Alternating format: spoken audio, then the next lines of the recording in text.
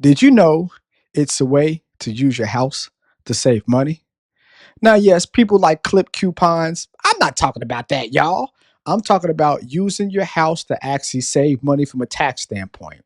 It's something that you can do if you're a business owner, or if you're a W 2 employee and you want to become a business owner. This strategy will help you today. Y'all want to hear what it is? Of course you do. And you just wanna get paid. Tired of making the money mistakes. Make a payment on your bills and you still late. Yeah, painful profits to help you seek change. And you just wanna get paid. Yeah, tired of making the money mistakes. Make a payment on your bills and you still late. Painful profits to help you seek change. Yeah, cut the show home, just listen. You wanna feel empowered by making money decisions. Before we get started, as always, though, like, subscribe, share to our channel. In real life, I'm a certified financial planner, managed over $250 million in assets. But on these YouTube streets, I just give great information. And the information today is how to use our home, home to save us some money from a tax standpoint. Y'all ready? Lego! Now, did you guys know that you can actually use your home as a second office?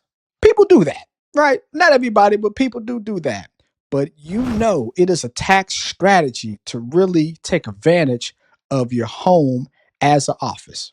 So if you are a small business owner, 1099 employee, you can actually get more write-offs and having money come from your business account to your personal account, like Kevin Hart, got to be for my checking and my savings, my checking, and you actually save money. And if you are a W 2 employee who works for a company and you want to get into entrepreneurship, start your own business, this is a way to do that. Get some tax write off, show some expenses, show that you're doing something so that we can get rocking and rolling from a funding standpoint as we grow our business. So, what exactly is using your second home as an office? Let's go to the board. Well, how to do that? Our business, right? My business. So let's say my business is Bob's Printing and Supplies. My business, Bob Printing and Supplies. I have my own office where I print stuff, but I'm at home using my office, right?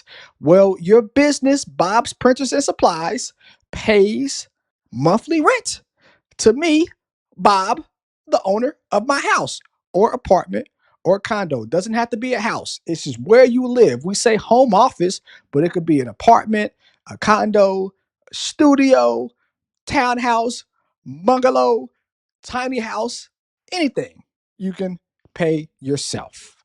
That is how we get business write-offs. The benefits, right? The rent is 100% tax deductible.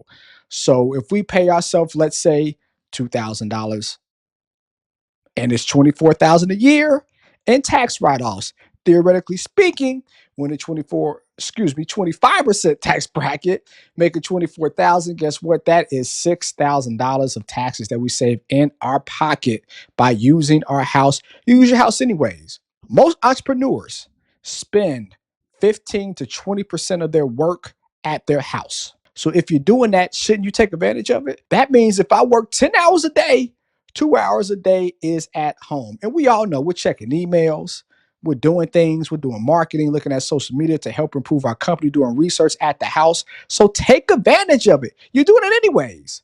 Also, you can have two locations as a write-off. So just because you have a physical location doesn't mean you cannot use your house or apartment or condo as a second location from a write-off standpoint.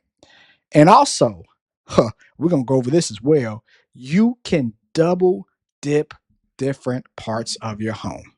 And if we're married, oh boy, and we file married jointly. Separately, I don't know.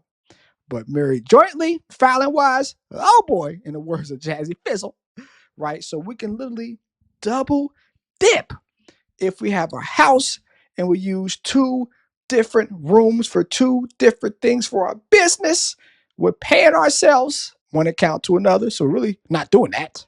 But more importantly, it's a write-off if it is justifiable. Now, we can't just be I got a room. I ain't never rent. I ain't doing nothing. I'm going to use it from a tax right standpoint. No, it has to be justifiable. You do not want to be breaking the law. Don't be lying to the IRS. It has to be justifiable, something that you're doing from a business standpoint, right? So, how do we do it? Let's see. Well, first, before we go over the strategy, let's go over the pitfalls to avoid. Because it's pitfalls, y'all. Number one, setting unrealistic rent from a market rate standpoint. So if office buildings around are charging $500 a month in rent, and my house, I'm charging myself $3,000 in rent, that's unrealistic, y'all. That will get you in trouble. It has to be justifiable from a rent standpoint. The solution, do your research, right? You can do ChatGPT. What's the local rent in my area per square footage? Or you can use Zillow or rentmeter.com or realtor.com, right? Very, very easy. Or use ChatGPT, right? Now, ChatGPT is not 100% correct, so do your own research. But just make sure that you're not overinflating numbers, because the IRS allows you to do things within code. But once you get to doing something different or fudging the numbers to make things better than what they are, that, my friends, may get you in some trouble. So be honest. My homeboy Grant says, be real with yourself. Be real with yourself. Also, no formal agreement. Very, very important. You can't just be doing it just to be doing it, right? Because this is a business. You have a business, so you have to have a formal agreement. So you can talk to an attorney to create that formal agreement, or you can use something like ChatGPT to create that formal agreement. Now, ChatGPT, will it hold up in the court of law? Well, who's suing you? Yourself? So me, Bob, I'm going to sue this Bob because this Bob printer is getting over on Bob the house. Of course, you're not going to sue yourself. So ChatGPT would be sufficient. But if you want to do it the legal way, then you can definitely create an agreement by using an attorney. And I'm pretty sure it's many, many local attorneys in your area. Yes, in your area that's going to say, let me do that rental agreement. I'm going to use ChatGPT or a template that I used already and have you pay the big bucks to do it. You get my drift. So you have to make sure you have a agreement. Pretty easy. So those are pitfalls that you want to avoid when setting it up. Now we're going to talk about you guys that are not business owners, the W-2 employees, and how we can use this to our advantage as we grow our business and start our business. We'll get to that too. What's next? Well, what's next is a real life example, because yes, I am a certified financial planner. It's not just theory. It's just not principle. We see people online saying, if you do this, this will happen. Well, we practice this for our clients. I've been blessed to help thousands of people. I currently have over 1,000 clients. So this is not theory. It is actually actuality, which we're doing for clients. So I have clients. One is an engineer by trade and also does 1099 consulting on the side, where he helps engineers go get their masters and doctors and kind of helps them through the process. And a client that is a pediatrician, but also has a candle making business. I know, right? Crazy. So real life, they are doing two things and two things very well in life.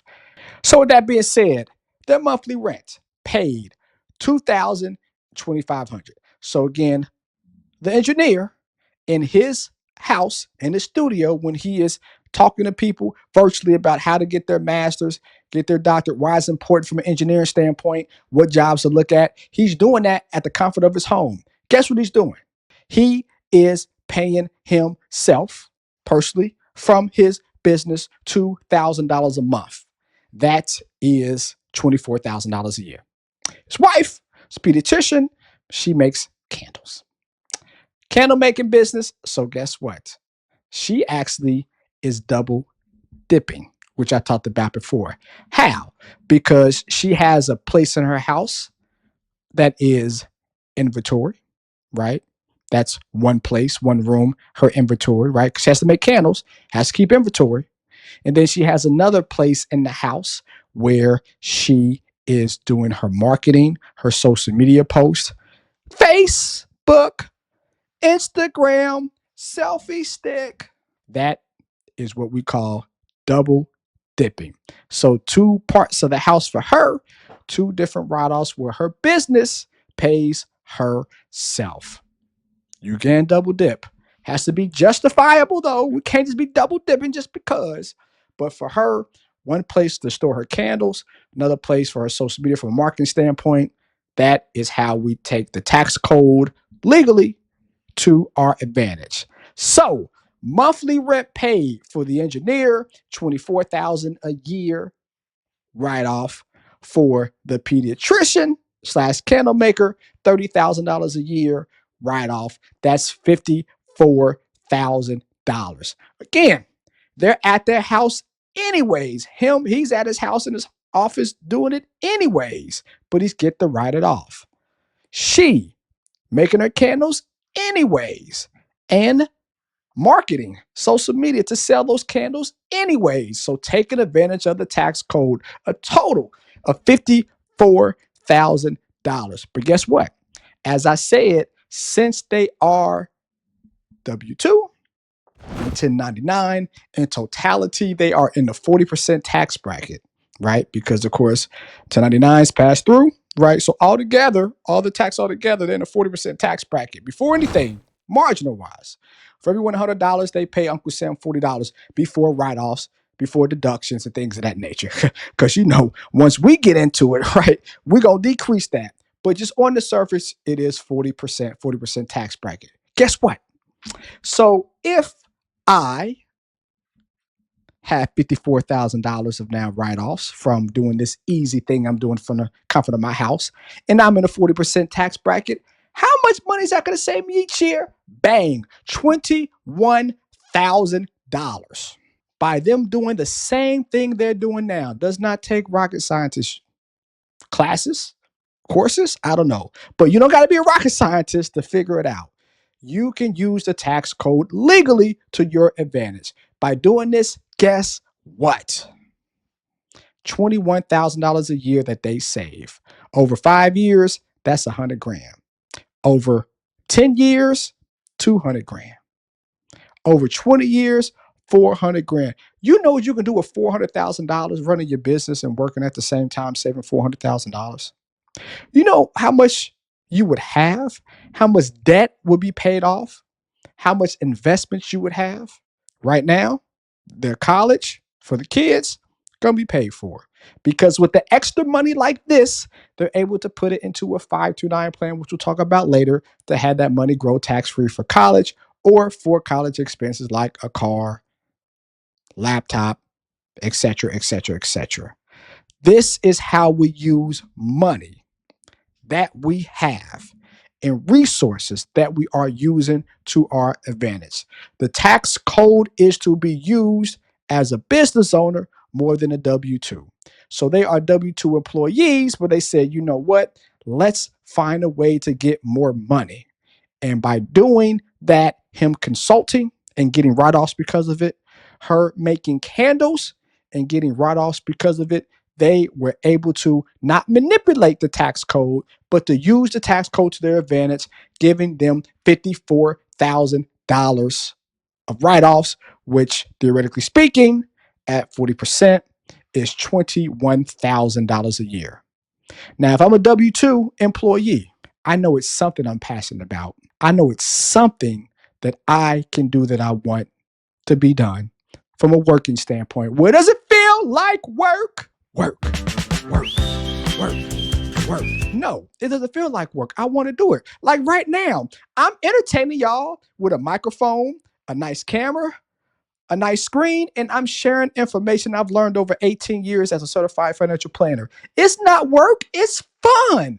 You guys can do the same thing, and you do it from the comfort of your house. You can use this tax hack to your advantage, and that's why our program, the Financial Empowerment Program, is so powerful, because we help everyday Americans do this. What's next? So step by step, day by day. Number one, I sound like these people on Instagram now. If you don't got an LLC, go to your local state website, get you an LLC here in beautiful Florida, sunbiz.org. Get your LLC. After that, though, Doesn't stop there. Then IRS.gov, get your EIN number, because that is a social security number for your business that allows you to then justify the write-offs because we have a business. Got to be doing business things. We just can't just have a EIN number and just, oh, I'm doing all this stuff that I'm not doing. No, do something that you like. But the steps from a documentation standpoint, get your LLC registered with your state, then your EIN number, IRS.gov. Once we do that, then we, number one, create a rental agreement between yourself and your business. Again, you can use ChatGPT or an attorney. I'm pretty sure attorney will eat that up every single day. Yeah, I'll do that for you real quick in a hurry. ChatGPT, and then they give it to you to sign. But it is what it is. Step number two, determine the fair market space to you to rent out to you. Yes, to me, yes, but I'm renting out to me, so money is flowing from one account to another, and it's all me. But it has to go from business to personal, though. It does have to do that. But by doing that, again, we talked about using ChatGPT, Realtor.com, rentdata.org, if you want to be more specific, but we have to have justifiable income. Can't be $3,000 I'm paying myself when it should be $500. Got to be justifiable. Number three, designate an exclusive space, right? Can't be the whole house. I'm in my studio here in my office. Boom, this is what I designate. My client has the candles, one room, candles, another place in her house, social media, the consultant, their office, which is slash the nursery. Nursery and office. Hey, think about it. Got to have the exclusive space in your home. Number four, pay yourself monthly rent, like I said, from your business account to you personally. Pretty straightforward. And number five, document every payment. Now, for my high-level business owners out there, how do we document? We pay ourselves with our business credit card, because our business credit card, we get the points. I always say, with the business credit card and the points, pay it, and every Friday have it on auto pay out of your business account. So it's paying. Put on a business credit card, every Friday is paying, so no late payments, and it's built on our credit, and it's helping the optimization rate. That's how we document it, because when we swipe that credit card, we have it electronically. So very easy to document. There we go, y'all. That is a way for us to use our house. Doesn't matter how big, how small, how short, how tall, we can use it to our advantage and take advantage of the tax code, because the tax code loves entrepreneurship, it loves small business owners, and we love the tax code if we use it to our advantage. But comment below, are you guys taking advantage of it now? What do you guys think? Also, our financial empowerment program. If you have questions, talk to one of our financial advisors, how we can help you scale your business, transform your income through investing or tax saving strategies, from a certified financial planner and his staff of financial advisors, not experts, but licensed financial advisors. Or if you want to join us, just click the link below. You can join us and we can help you rock and roll. Anyways, love is love, and let's make some paper promise together, y'all. Peace.